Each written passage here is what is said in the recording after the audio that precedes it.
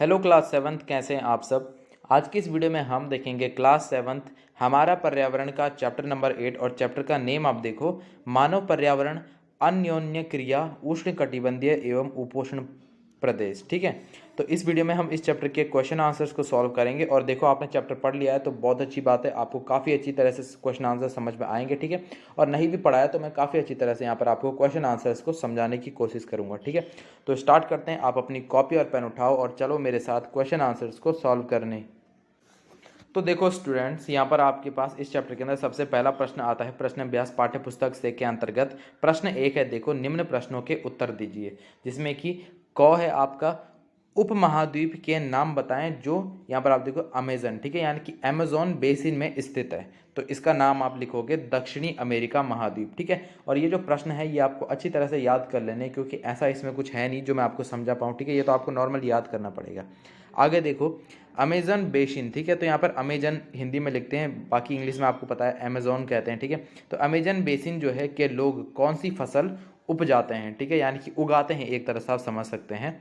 तो देखो, Amazon basin के लोग यहाँ पर आप देखो टेपियोका, ठीक है, और यहाँ पर आप देखो अनन्नास, कॉफ़ी, मक्का, कोको, शकरकंद, कसावा और गन्ना प्रमुख रूप से उपजाते हैं। ठीक है, और उपजाते अगर आपको थोड़ा सा यहाँ पर ऑड लग रहा है तो ये आप उगाते भी हैं, ये यूज़ कर सकते हैं। ठीक है, क्योंकि उपजाते हो सकता है आप पहली बार सुन रहे हो वर्ड, मीनिंग दोनों का एक ही होता है। ठीक है, फिर गौ देखो आप, अमेजन के वर्षावन में कौन से पक्षी पाए जाते हैं। तो देखो, अमेजन के वर्षावन में यहाँ पर आप देखो टूकन और यहाँ पर गुंजन पक्षी पाए जाते हैं। आगे देखो, गंगा नदी के तट पर कौन से प्रमुख शहर स्थित हैं। तो आइए आपको बताना है। तो देखो, गंगा नदी के तट पर स्थित प्रमुख शहर जो हैं वो हैं हरिद्वार, कानपुर, इलाहाबाद नहीं, इलाहाबाद। ठीक है, फिर वाराणसी, पटना, मुंगेर, भागलपुर और आगे देखो कोलकाता। फिर देखो उसके बाद, एक सींग वाले गैंडे कहाँ पाए जाते हैं। तो देखो, एक सींग वाले गैंडे ब्रह्मपुत्र नदी के मैदानों में पाए जाते हैं। फिर हम आगे देखते हैं, सही उत्तर पे आपको टिक लगाना है। ठीक है, यहाँ पर चिन्ह लगाना है। तो देखो, फिर यहाँ पर आप देखो टूकन क्या है। तो जैसे हमने अभी ऊपर पढ़ा था अमेजोन में पाए जाते हैं जो, ठीक है, तो टूकन क्या है, एक पक्षी है। आगे देखो, यहाँ पर है मैनियोक कहाँ को यहाँ पर आप देखो कहाँ को, तो ये जो कहाँ को है, ठीक है, यहाँ पर तो गलत है, इसको आप लिखोगे कहाँ का प्रमुख भोजन है। ठीक है, तो इसमें आप लिखोगे अमेजोन का। आगे आप देखो, कोलकाता किस नदी के तट पर स्थित है। अब देखो, अमेजोन जो आप यहाँ पर काफी बार सुनेंगे, अमेजोन आप इतना याद रखना, अमेजोन एक फॉरेस्ट है। ठीक है, फॉरेस्ट का नाम है अमेजोन। फिर देखो, कोलकाता यहाँ पर किस नदी के तट पर स्थित है। देखो यहाँ पर हुगली नदी के तट पर। आगे देखो, देवदार एवं फर किसके प्रकार हैं। तो देखो, ये है यहाँ पर शंकुधारी वृक्ष के प्रकार हैं। फिर देखो, बंगाल टाइगर कहाँ मिलते हैं। तो ये आपको पता है डेल्टा क्षेत्र में मिलते हैं। फिर देखो, प्रश्न 3 है आपके पास, निम्नलिखित स्तंभों को मिलाकर सही जोड़े आपको बनाने, यानी कि मैच द फॉलोइंग है नॉर्मल आपके पास। तो देखो, पहला आप मिलाओगे सूती कपड़े, गंगा के मैदान। ठीक है, फिर देखो मलोका, यहाँ पर आप देखो ढालू छत, पिरान्या मत्स्य, रेशम कीट, तो यह है रेशम कीट पालन, और आप देखो काजीरंगा यानी कि असम। ठीक है, काजीरंगा नेशनल पार्क कहाँ है, असम में। उसके बाद देखो, प्रश्न 4 आपके पास यहाँ पर आता है, वर्षा वन लुप्त हो रहे हैं। ठीक है, कारण बताने आपने, तो इसका क्या कारण है वर्षा वन लुप्त हो रहे हैं। तो वर्षा वन वाले क्षेत्र में कृषि के लिए एवं अन्य मानवीय आवश्यकताओं की पूर्ति हेतु वर्षा वनों की तेजी से कटाई हो रही है, जिससे वर्षा वन लुप्त हो रहे हैं। अब आपको पता है कि जो पेड़ पौधे होते हैं, जंगल होते हैं, वो बहुत ज़्यादा हेल्पफुल होते हैं वर्षा को लाने में, ठीक है, बारिश लाने के लिए। आगे देखो, गंगा ब्रह्मपुत्र के मैदान में धान की कृषि होती है। ठीक है, तो देखो, गंगा ब्रह्मपुत्र के मैदान में धान की कृषि अधिक होने के कई कारण हैं, जैसे कि देखो, इन क्षेत्रों में 100 सेंटीमीटर से अधिक वर्षा होती है। इस क्षेत्र में जलोढ़ मिट्टी पाई जाती है जो धान के लिए उपयुक्त होती है। और देखो, इन क्षेत्रों में सस्ते श्रमिक आसानी से उपलब्ध हो जाते हैं। अब देखो, प्रश्न 5 है आपके पास, भारतीय प्रायद्वीप के रेखा मानचित्र पर गंगा ब्रह्मपुत्र नदियों के उद्गम से मुहान तक आपको दर्शाना है। ठीक है, और देखो, दोनों नदियों की महत्वपूर्ण सहायक नदियों को भी दर्शाना है आपको। तो देखो, इस तरह से आप इसे दर्शाएंगे। अब देखो यहाँ पर शांगपो, ठीक है, यहाँ से आप इसे निकलता हुआ दिखाएंगे। ठीक है, यमुना, और साथ में आप देखो गंगा भी यहाँ पर। ठीक है, इसकी जो सहायक नदियाँ हैं, चंबल, बेतवा, ठीक है, और यहाँ पर से गोमती मिलती है, घाघरा मिलती है, ठीक है, सोन है और कोशी, यहाँ पर ये सारी की सारी नदियाँ आकर इस तरह से निकलती हैं और यहाँ पर देखो बंगाल की खाड़ी में जाकर वो गिर जाती हैं। ब्रह्मपुत्र, यहाँ पर ब्रह्मपुत्र का नाम ही ऊपर यहाँ पर चाइना में क्या है, शांगपो है। ठीक है, फिर इधर से आते वक्त ब्रह्मपुत्र हो जाती है और फिर यहाँ पर बंगाल की खाड़ी में वो गिर जाते हैं। तो देखो, यहाँ पर आपने देख लिया सारा मैप।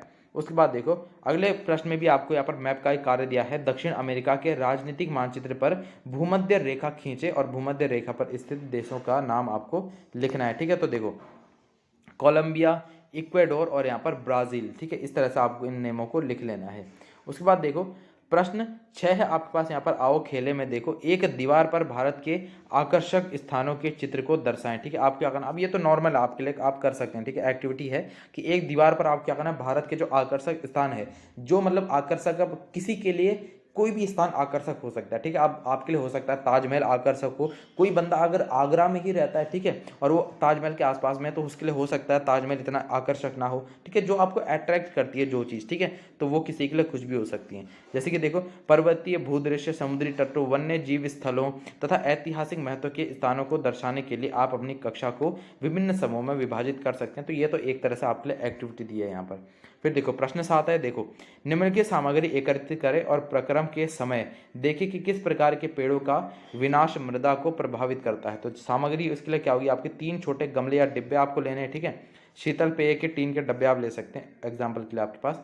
और यहाँ पर आप देखो तली में छेद किया हुआ एक बड़ा डिब्बा आपको लेना है जिसके नीचे एक छोटा सा छेद करा हो, यही यहाँ पानी छिड़कने का एक कार्य करेगा।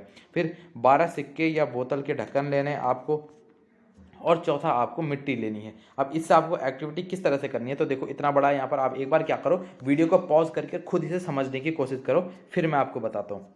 तो अब देखो 3 छोटे डिब्बे या गमले आपको लेने हैं, उन्हें ऊपर तक मिट्टी से आपको भर लेना है। ठीक है, फिर डिब्बे के मुंह के बराबर मिट्टी को दबाएं। अब डिब्बे का जितना मुंह है ना उसके बराबर आपको मिट्टी को दबाना है।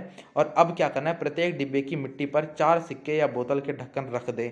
अब प्रत्येक डिब्बे के जो मिट्टी पर, ठीक है, और जो उसका बोतल है उसके ढक्कन पर आपको क्या करना है, बोतल के ढक्कन रख लेने हैं, मतलब वहाँ पर 4 सिक्के या बोतल के ढक्कन। इसके पश्चात एक छेद किए हुए बड़े डिब्बे में पानी भर लेना। अब आपको एक छेद किया हुआ बड़ा जो डिब्बा है उसमें आपको पानी भर लेना है। आप अपने बगीचे से पानी छिड़कने वाला डिब्बा भी ले सकते हैं। अब तीनों डिब्बों पर पानी का छिड़काव करना है आपने, जिनमें आपने सिक्के रखे हुए थे ना और मिट्टी से टाइट करके सिक्के रखे थे, उसमें आपको पानी का छिड़काव करना है। पहले डिब्बे पर धीमे से छिड़काव करते रहें, ठीक है, ताकि मिट्टी छलक कर बाहर ना आ जाए। पहले में आपको धीरे से करना है। फिर देखो दूसरे डिब्बे पर पहले के, ठीक है, पहले वाले से थोड़ा, पहले जो हमारा कैन था, डिब्बा था, उससे थोड़ा अधिक तेजी से पानी छिड़कना है। फिर तीसरे डिब्बे पर छिड़काव और तेजी से करना है हमें। अब आप देखेंगे जो असुरक्षित मिट्टी बाहर निकल आती है, ठीक है, जो मिट्टी मतलब सुरक्षित नहीं होती वो बाहर आ जाती है। जैसे कि जो मिट्टी आपके सिक्के या ढक्कन के नीचे दबी हुई थी वो नहीं आई, उसके साइड की मिट्टी आई। ठीक है, अब देखो अब वर्षा तेज होती है तब अधिक मात्रा में मिट्टी बहकर बाहर निकल आती है। ठीक है, जबकि पहले डिब्बे में सबसे कम मात्रा में मिट्टी बाहर निकली थी। तो देखो ढक्कन पेड़ों के आवरण को दर्शाता है। ठीक है, जो ढक्कन है वो क्या दिखाता है, पेड़ों के आवरण को। ठीक है, जहाँ पर वो ढक्कन था, सिक्का था, वो क्या दिखाता है, पेड़ों के यानी कि आवरण को। ठीक है, वो मतलब पेड़ वो वहाँ पर ढक लेते हैं। स्पष्ट है कि यदि पृथ्वी से वनस्पति संपूर्ण रूप से नष्ट हो जाए तो मिट्टी की परत भी शीघ्र ही विलुप्त हो जाएगी। तो देखें यहाँ से आपको पता चला होगा, इसलिए बोलते हैं पेड़ हमें नहीं काटने चाहिए। ठीक है, यानी कि हम अपने यूज़ के लिए काट सकते हैं लेकिन साथ में ही हमें उतने पेड़ लगाने भी चाहिए। ठीक है, मेन बात यह है, पेड़ हमको हर तरह से हमारे जीवन में फ़ायदा देते हैं।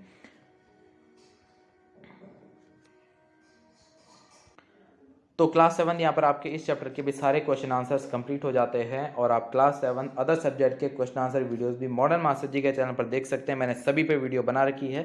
तो बाकी तब तक के लिए पढ़ाई करते रहें और मॉडर्न मास्टर जी का नाम भी रोशन करें।